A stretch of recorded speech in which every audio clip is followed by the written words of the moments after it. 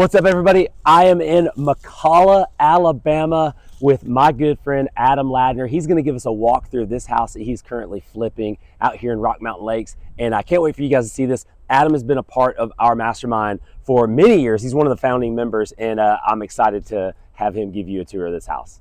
All right, Adam, why don't we start with just give us just kind of a little bit of background information on this house. How'd you get it? And you told me a second ago that you like this neighborhood, and kind of give me all the details on the neighborhood and the house. Yeah, so this one was actually a really simple find. We were already working on a house in this neighborhood. This one was listed as previously done as a rental. So it was clean, but it was relatively unkept compared by some of today's standards. It was listed. We contacted the agent and was actually able to work out a deal that worked out for us. The owners were out of state. I think they were in California. And so they didn't really have a good idea as to the condition of the house. So we ended up working out a deal with them and bought it on market, which is a little unusual for us. But given that it was a rental, it's a good fit for us. And yeah, we've been working on it for a couple of weeks and should be done in about 3 weeks. Awesome. We want to give us a tour? Yeah, let's go look. Let's walk through this thing.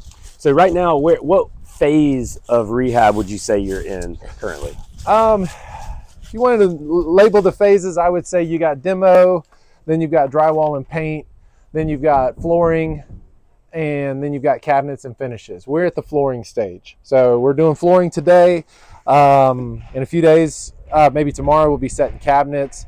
Flooring, I would include tile. Tile work often gets done during this stage. So he'll be working on that later today and tomorrow in the bathrooms. Then we'll be setting vanities, setting cabinets.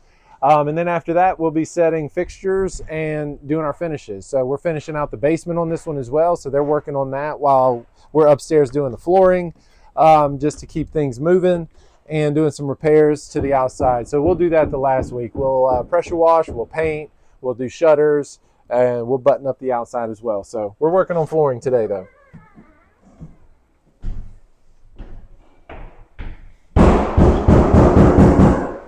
So it's going to be a little loud in here, guys, so just kind of bear with us. Yep, active job site. So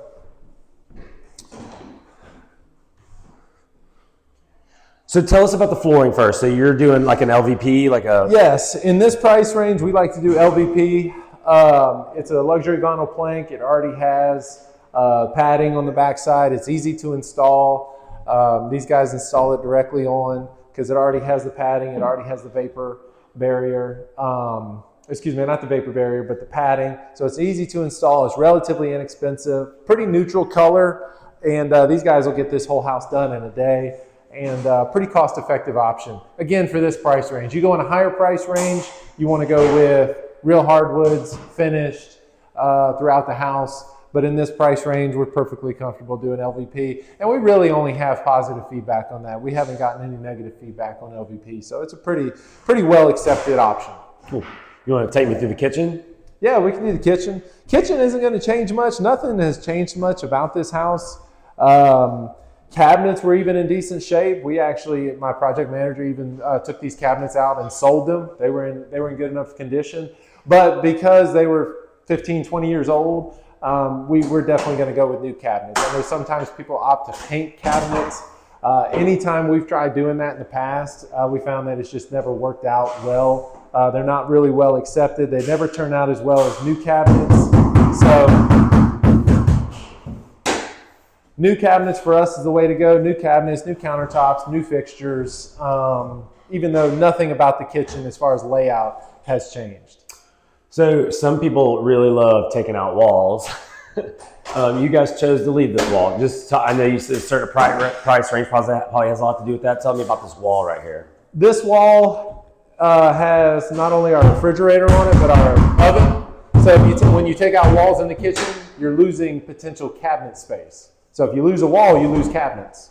In this size kitchen, we didn't have any room to lose any cabinets, so we don't lose the wall. Over here is our eat-in area. You got a breakfast nook. You got a dining room over there. So if you lose walls, you lose cabinets. Yeah, it opens it up a little bit, but this is this house is only about 20 years old, so the layout's not that outdated. Again, in this price range, I would say this is a pretty acceptable layout. Awesome. Come back around this way. Pardon me. All right. We did make some changes in the master. Okay. So, nice option again in this price range. Master bedroom has actually 2 closets. We've got a closet in the bedroom and a closet in the bathroom. This bathroom, we did open it up a little bit. It had 2 vanities. It had vanities over here and like some kind of makeup counter over here. That didn't make sense to us, so we moved the vanities to this wall, opened this up a little bit, built us a knee wall for the toilet, and took out the tub, and we'll have a nice custom walk-in shower here. Awesome. So our painters like to go ahead and install lights after the walls are painted, so that way we can go ahead and get good lighting to know where we need to touch up and do our final touches on the paint. Perfect.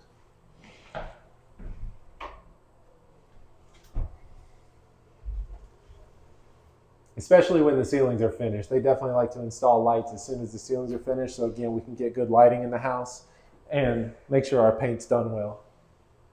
Okay.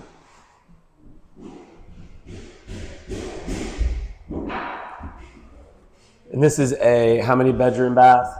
So it's going to be 3 bedrooms, 2 full baths, but we're adding, I would say maybe about 600 square feet in the basement. Basement was a full unfinished space, so we're finishing a little over, a little less than half of the basement, and he's actually working on that today, starting the framing.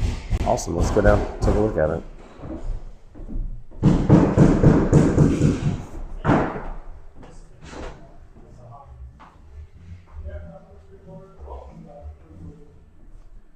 So love these houses that have full garage access. We can store all our material. We can place large orders, store all the material here, and that way the guys have what they need whenever they're ready to install. We don't have to do small orders. We can do large orders. We can have things sitting here waiting. But yeah, this whole area is going to get refinished, where our HVAC contractor is going to be redoing some of the ductwork after the framing's done to make sure all that's done well. Plumbing is finished for upstairs. So this is going to be an unfinished bonus space. Unfinished. Oh, excuse me, a finished bonus space. Yeah. So that was the question I was going to ask you. What made you decide to go ahead and finish out some of the basement? Well, you can ask for more money. It's your return on your investment when you're finishing out a basement is high, because the cost to finish out a basement is relatively low versus what you can ask at when you retail the house. Got it. Awesome. When we're not having to do anything structural and it's just all cosmetic, it's just putting up walls, putting up drywall, painting and finishing, the costs are much lower. Right. Did you have to do anything with electrical or plumbing, and what does that look like? No, all that's up to standard. I mean, again, this house is not very old, so a lot of it meets current code, and not a lot of changes have to be done there.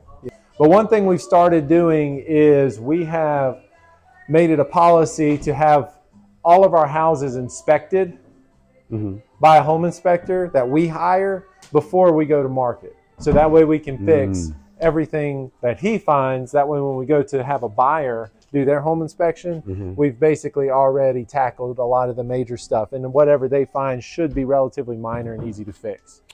What about the exterior here? I noticed you're repairing the deck out here. You're putting on a deck, and then are you going to paint the exterior? No, not in this case. We're going to clean it. We're going to pressure wash it.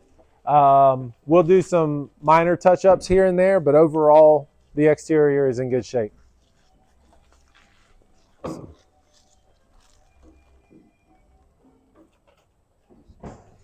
We'll update light fixtures, update shutters, things like that.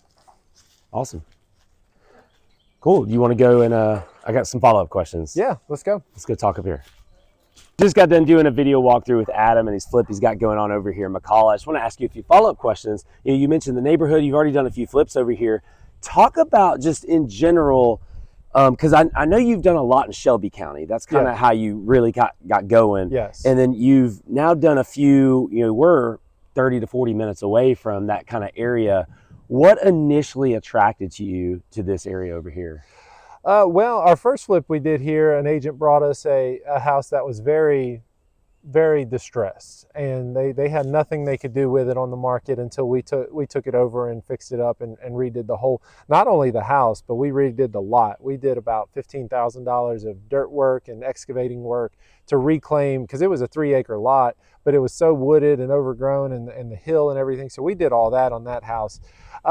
We find that the McCalla and even part of the Bessemer area is because you can only fit so many people in the Birmingham metro area. So there's inevitably, as we grow, these more outer rim communities are going to become more and more popular, and that's what we're seeing, especially with hospital out here. We've got is a Mercedes plant out this way, so there is a demand for this type of market.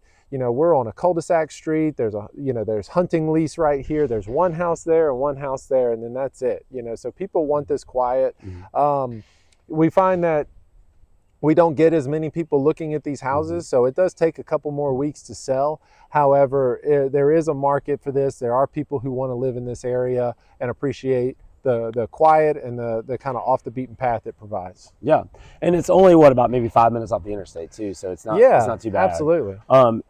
So McCalla, I totally agree. So many house flippers I talk to or rehabbers are kind of going outside of maybe the traditional areas and going maybe to that next rim, and it's still considered Greater Birmingham. Yeah. But it's just maybe just a little bit further, but they're selling out here. Yeah. So a big question I get asked a lot is, how do people like you find these properties? You mentioned realtors already. Is there a trick, or is there a secret to working with a realtor for them to bring you a deal? Keeping in touch, because I'm not the only one house flipper here. Obviously, I'm not the only one that will buy a house and that will do a good job fixing it up. I do have competition, so trying to keep in touch and trying to stay at the top of their list, at the top of their mind. But I would say one of the big keys is doing a good job with the flip itself, because they have to sell it, and if you give them a product that's hard to sell, or that's challenging, or that has a lot of issues to overcome with buyers, they're not going to want to bring you the next house. So we try to do the best we can and give them the best product to sell, so that way they know that when they bring us the next one, it's going to be another easy sell for them. They're going to be able to make their commission, and it's not going to be a challenge. So I would say that's one of the bigger issues. But also, same thing with wholesalers. If you want to buy from a wholesaler, be a good buyer. Obviously, except for maybe extenuating circumstances, close when you say you're going to close. Be easy to work with. Keep in touch with them. Stay at the top of their mind, so that way when they get a house, they know to text you or call you. And also just do the work. Like I said, this one we found on the MLS because, again, we're checking the MLS every day. Now, do I buy a lot of houses off the MLS? No, but I still check it every day, because if you want to get results, you have to do at least some work. Even though the results may not come from that direct work you did, you still have to sow those seeds. Yeah. You mentioned numerous times when we walked through the phrase "for this price." Yeah. That was the phrase you used. Yeah. And obviously you've been doing this for a long time, you know, going on 10 years, I would presume. Yes. Because I think I've known you since 2018. Yes. So you've been doing this for a long time, been doing a lot of flips, been doing a lot of rehab projects. So you kind of know, especially this third one you've done over here, you kind of know what to do in an area. Just talk about not overdoing a flip maybe. You want it to look nice. You want it to present nice and look nice on the MLS. Give the realtor, like you just said, a good product to resell. Correct, yeah. But you don't want to maybe overdo in an area. Kind of talk about that balance. I feel like that's a fine balance. It can be. One, pay attention to the other houses that have sold, maybe even some of the more updated houses. Just look at your competition. What do I need to do to be a step above the other houses that are selling in the area? And I would say that's all you need. You need to be one step above the houses in the area that make you stand out. You don't need to be 3 or 4 or 5 steps above. So you can overdo it. We've even done projects in Vestavia and Hoover, whereas we knew that there was an issue with either the neighborhood or the lot maybe was not sitting well. So we knew the house wasn't going to bring a high price. So maybe we had to adjust our finishes to meet that price. But then there's other houses that we knew we were going to push into the 500, 600,000 price range. And those people are going to be more particular about the finishes. So you have to pay attention to those details. So again, it's studying the market, also learning from your previous projects. And again, another big thing is if you can work with good quality realtors, not all realtors are created the same. If you can work with good quality realtors and involve them in the project and ask them for their feedback, good realtors will be able to provide those answers for you. Yeah, for sure. Take us through the numbers a little bit. What'd you buy it for? What do you think you're going to put into it? What do you think it might sell for? The purchase price on this one was $220. Because we were on market, we bought it, took a little bit of a commission, which I think was about $5,000. So let's say the net we purchased was $215. I think our sale price on this one, I think minimum is going to be $325, depending on the market at the time. We may push it to $335, something like that. And again, it's a relatively simple project. I think our rehab budget on this one's about $55,000-$60,000, which is relatively low. Yeah. Gotcha. For a house like this. Well, yeah, there's a lot of things you're doing and a lot of things that you just said it earlier. There's some things you don't have to do because it's a newer type of house. Yeah. So yeah. Awesome. And just kind of lastly, I just would love for you to kind of speak for a second. Just like I said earlier, you're one of the founding members of our mastermind group. Yeah. You know, and we've loved having you and Kristen be a part of our group, and you've brought so much obviously experience and joy to other folks that are there. Just talk about what that's maybe meant to you and maybe how it's helped you in your real estate journey. Yeah, I mean, anytime I can get around or we can get around folks that have a different perspective than us, and it doesn't even necessarily have to be people that are more experienced than us, but people that have different experiences than us, that can provide some value and benefit. Anytime you can learn from somebody else who has a different perspective, is going to, as long as you're willing to listen and willing to learn and be humble and learn from other people's experiences, I think it's going to help you move forward and grow. And also just help keeping other people in front of you that are maybe doing business at a higher level than you, and knowing what's possible is another key factor in growing. To know that there's always another level out there you can get to, and maybe some steps that can help you get there. For sure. Yeah. Adam Ladner, everybody, make sure you get in touch with him. I'll put his contact information in the description if you want to reach out to him for any reason. But Adam, thank you so much for inviting us out here. Thanks, Brian. To McCalla. Appreciate that, guys. We love you. Stay tuned for the next one.